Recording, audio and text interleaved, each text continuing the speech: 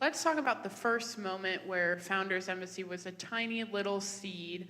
You had an awesome co-founder, you have this idea. What was the first step that you took in building this company? Well, let me tell you that Founders Embassy, the very first step and the very first idea, it was not what it is right now. It was, I can't say it was a completely different idea, but it was definitely not what it is right now. So we played with a lot of ideas. It was a different name, many different names, in fact. But then, of course, we were looking to, we have to get a .com, like we have to get a .com. And all the ideas and names that we've had were taken.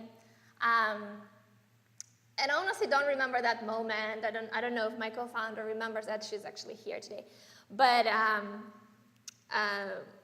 that moment that we kind of come up with a name, and the name that we don't need to explain to people because I think it's self-explanatory, right? Everybody understands the idea of embassy. And a founder's embassy, it also makes sense. So I think that when we nailed down the name, that was like a big stepping stone for us. Even right now, it was like a name, like you have nothing, you just have a name. But that was big for us.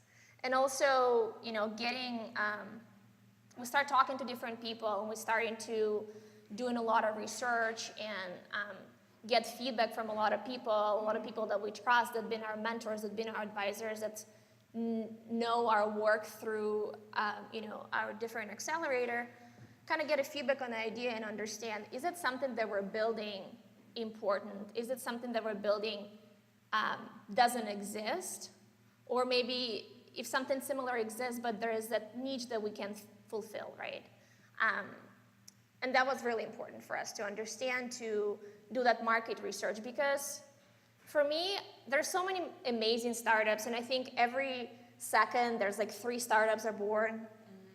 So you can understand, you know, the competition, but it was really important for us to do something that not just doesn't exist, but it's valuable.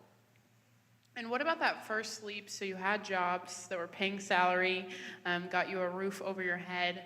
What was the point where you're like, this is our idea, here's what we're going after, we're gonna leave our jobs and go run after this? Yeah, that was not easy, especially, I'm sure you're not here the first day, so you kind of got an idea that Bay Area is very expensive to live, right?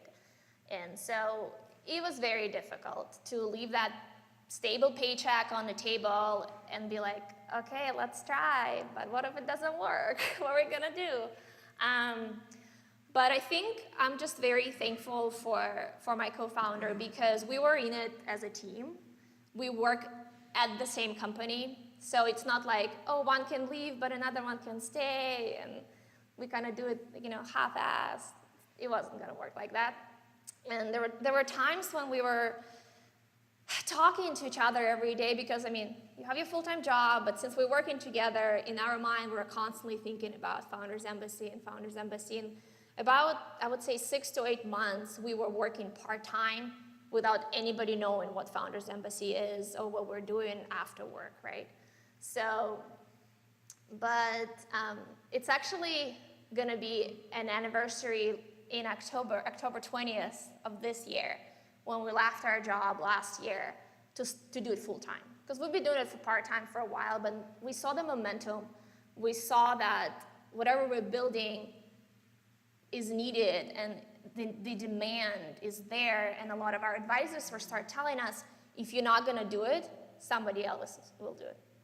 And that was kind of a pivotal moment for us to kind of decide, okay, let's do it and see. If it's not gonna work, well, at least we can say that we've put 100% in, but it didn't work, and we'll do something else. We always were confident that if it never was gonna work, we would do something else and we'd find another job. But it was definitely not easy, and the first couple of months is like, oh my God, why is moving so slow? It's not how we thought it's gonna be. Why companies are not just knocking on our doors? So it wasn't easy, but you just have to give you 100%. Otherwise, it's just not gonna work.